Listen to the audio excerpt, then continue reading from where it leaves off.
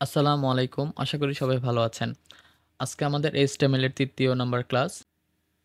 গত ক্লাসে আমরা শিখেছিলাম টেক্সট ফরম্যাটিং এর কয়েকটি ট্যাগ এবং আজকে আমরা শিখব ফর্ম তৈরির ক্ষেত্রে যে সকল ট্যাগ ব্যবহার হয় সেই ট্যাগগুলিকে নিয়ে আলোচনা করব। তাহলে চলুন আমরা প্রথমে আ আমি আমার কোড এডিটর ওপেন করে নিচ্ছি এবং এইখানে আমরা গতকালকে প্র্যাকটিস করেছিলাম। আমরা দেখতে পাচ্ছি এখানে কোনো কিছু নেই বডি ট্যাগের ভিতরে। যেহেতু বডি ট্যাগের ভিতরে কোনো কিছু নেই সেহেতু ব্রাউজারেও কোনো কিছু থাকার কথা না। এইখানে আমরা দেখতে পাচ্ছি মাই পেজ ছাড়া এই আমাদের স্ক্রিনে কোনো কিছু দেখাচ্ছে না। কারণ আমরা জানি যে হেড ট্যাগের ভিতরে যে টাইটেল থাকে এবং টাইটেলের মধ্যে লেখা আছে মাই পেজ। আমরা জানি যে বডি ট্যাগের ভিতরে কোনো কিছু যদি না থাকে সেটি ব্রাউজারেও দেখাবে না। তাহলে চলুন আমরা এখানে কোনো কিছু লিখি। যেমন যেহেতু আমরা ফর্ম তৈরি করব, ফর্ম তৈরি করার ক্ষেত্রে যে সকল ট্যাগ রয়েছে সেগুলি শিখব। তাহলে আমাদের এখানে প্রথমে তো একটি ফর্ম নামে একটি ট্যাগ রয়েছে HTML এ, সেটি লিখতে হবে ফর্ম এবং আমি এটিকে লিখে নিলাম এবং এই ফর্মের ভিতরে আমাদের অন্যান্য যে সকল ট্যাগ রয়েছে ফর্ম তৈরির ক্ষেত্রে সেই সকল ট্যাগগুলি এই স্টার্টিং ট্যাগ এবং এই এন্ডিং ট্যাগের ভিতরে লিখতে হবে। এটা যদি আপনি বাইরে লিখেন তাহলে কিন্তু আর হবে না। এর পরের যে ট্যাগটি লিখতে হবে সেটি হচ্ছে লেভেল। লেভেল নামে একটি ট্যাগ রয়েছে, যেমন আমি এখানে লিখি লেভেল। এই লেভেল ট্যাগটির কাজ হচ্ছে আমরা যদি কোনো ফর্ম তৈরি করি তাহলে সেখানে লেখা থাকে যে ইউর নেম, তখন আপনি আপনার নাম লিখেন এবং সেখানে যখন লেখা থাকে যে ইউর ফোন নাম্বার তখন আপনি আপনার ফোন নাম্বার লিখেন। তাহলে আমি যদি এখানে লিখি যে ইউর নেম এবং এটিকে যদি সেভ দেই তাহলে দেখুন যে এটি ব্রাউজারে আসবে যে ইউর নেম। এবং এইখানে আমি যদি এখন একটি ইনপুট নেই, ইনপুট ট্যাগ নেই, ইনপুট, এই যে ইনপুট নিলাম এইখানে যদি একটা ইনপুট দিলাম এই ইনপুটের কারণে এখানে একটি ফিল্ড আসবে। দেখেন এখন আমি আমার নামটিকে লিখতে পাচ্ছি। এখন আমি আমার এই যে মাহমুদ এইস এই যে এরকমভাবে লিখতে পারছি আমার নাম। এবং এই ইনপুটের মধ্যে কিন্তু আবার অ্যাট্রিবিউট দিয়ে বলে দেওয়া যায় যে কোন ধরনের ইনপুট এটা। যেমন আমি যদি এখানে লিখি যে কোন টাইপের, এখানে যদি লিখি যে টাইপ এবং এই টাইপের মধ্যে যদি আমি লিখি যে টেক্সট, TEXT, এই টেক্সট এখানে এটি বাই ডিফল্ট টেক্সটই থাকে, তাই এখানে কোনো কিছু আসবে না। এখানে সেমভাবে নাম দেওয়া থাকে। আমি যদি এটি অন্যভাবে আপনাদের দেখাই, আমি এখানে আরেকটি লেভেল নিচ্ছি, LAVEL, এই লেভেল নিলাম। লেভেলের মধ্যে লিখলাম যে ইউর ইউর পাসওয়ার্ড। এখন এটিকে যদি সেভ দিই তাহলে দেখতে পারবেন যে সেমভাবে এখানে একটি লেখা থাকবে ইউর পাসওয়ার্ড এবং এর পরে যে ট্যাগটি রয়েছে সেখানে আবার একটি ইনপুট নিলাম, ইনপুট নিয়ে একটি ফিল্ড নিলাম। এখানে যদি আমি লিখি যে এই টাইপ, এরকমভাবে এই যে টাইপের মাঝখানে যদি লিখি পাসওয়ার্ড, এখন যদি আমি সেভ দিই দেখেন এটি পাসওয়ার্ডের মতো আচরণ করছে। এই দেখেন এটি পাসওয়ার্ডের মতো আচরণ করবে। এখন যদি আমি এই আইকনে ক্লিক করি তাহলে আমরা কি লিখতে পেলাম এটা দেখতে পাবো। এটি হচ্ছে অ্যাট্রিবিউটসের কাজ। আমরা অ্যাট্রিবিউট শিখব আরও বিস্তারিত পরবর্তী ক্লাসে। তবে প্রথমত আমাদের সকল HTML ট্যাগের সাথে পরিচয় হয়ে নিতে হবে।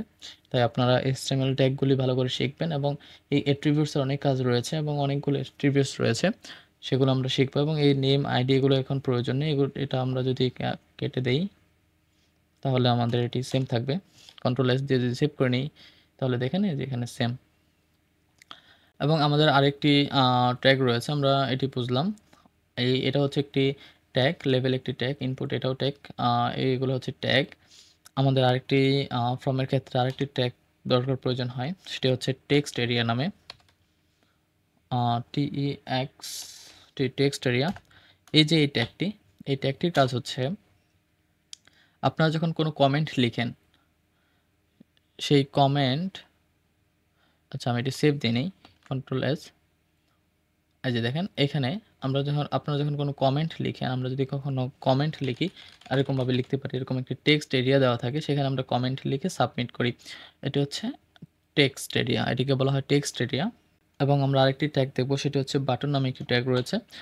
এটি বাটনের কাজে ব্যবহার করা হয়। যেমন এখানে লিখলাম যে বাটন, এখানে যদি আমি লিখি যে CLICK ক্লিক মি, এবং কন্ট্রোল সেভ দিই, তাহলে দেখেন এখানে ক্লিক মি, এই যে এটি হচ্ছে একটি বাটন। এটি আমরা যদি বাটনের প্রয়োজন হয় আমরা এই বাটন ট্যাগ দিয়ে বাটন নিব।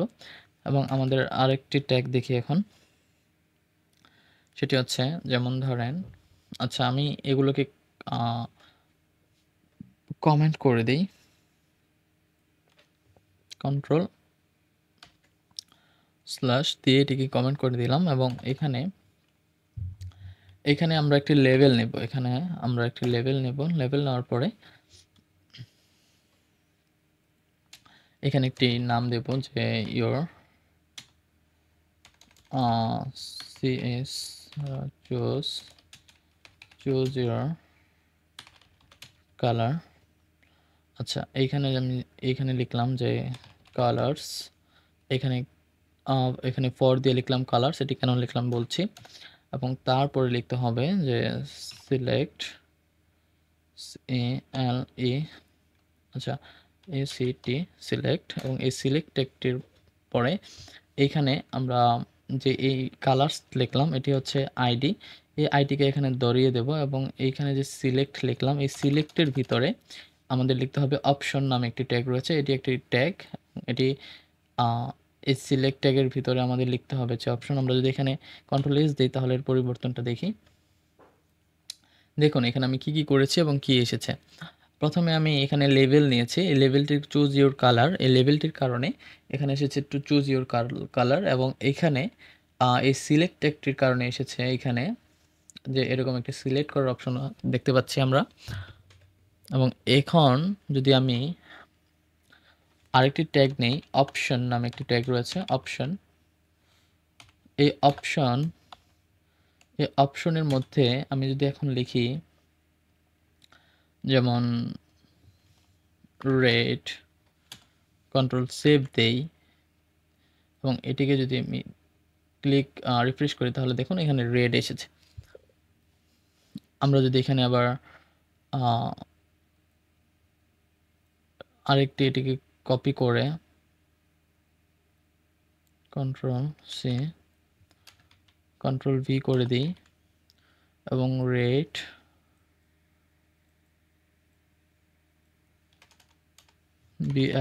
ব্লু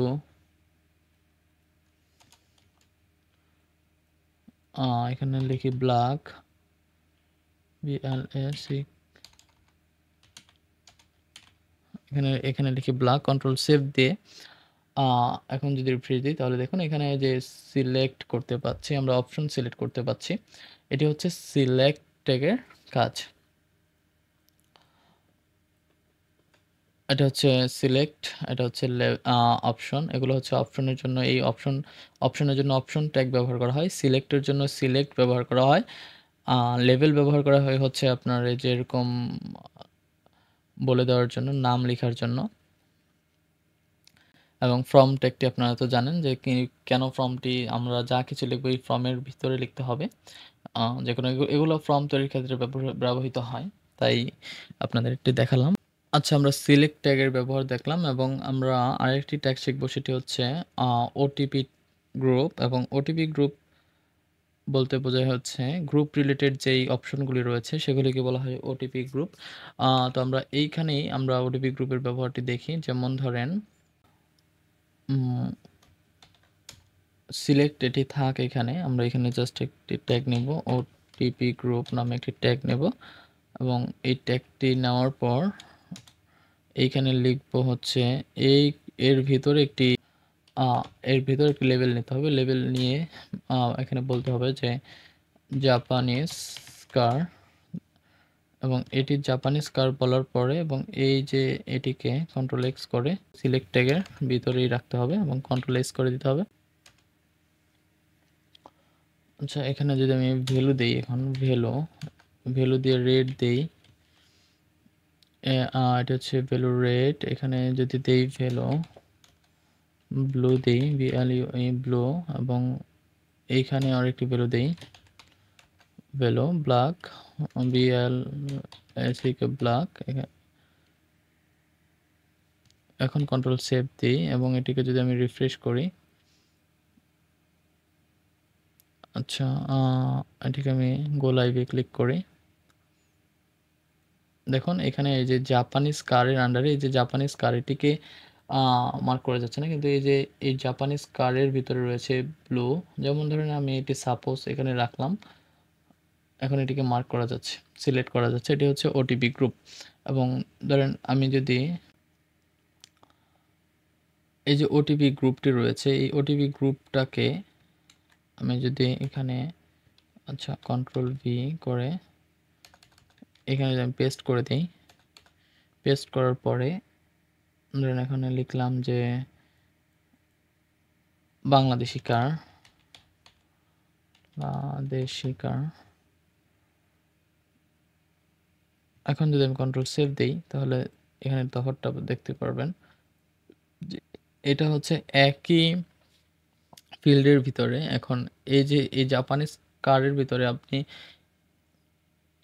এখানে কতগুলো রাখতে পারবেন, অপশন রাখতে পারবেন।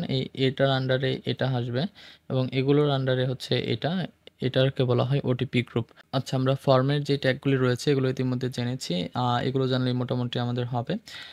আর এরপর আমরা আরেকটি ট্যাগ ফ্রেমের যেই একটি ট্যাগ রয়েছে সেটি আমরা দেখতে পারি, সেটি হচ্ছে আইফ্রেম নামে একটি ট্যাগ রয়েছে আইফ্রেম।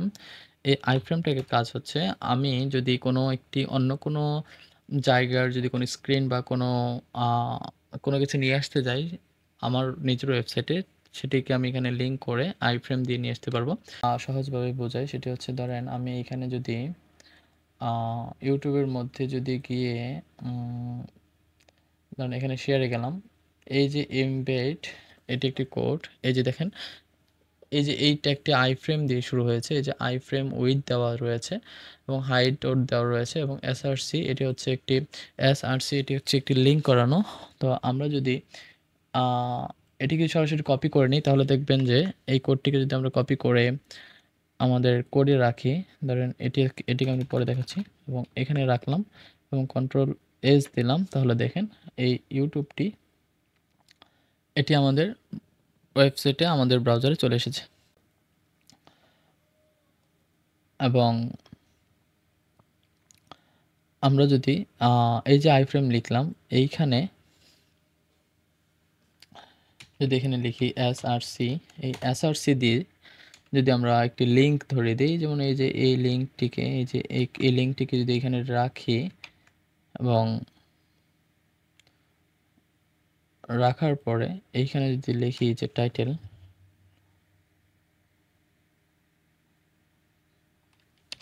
এইখানে যদি লিখি টাইটেল ইউটিউব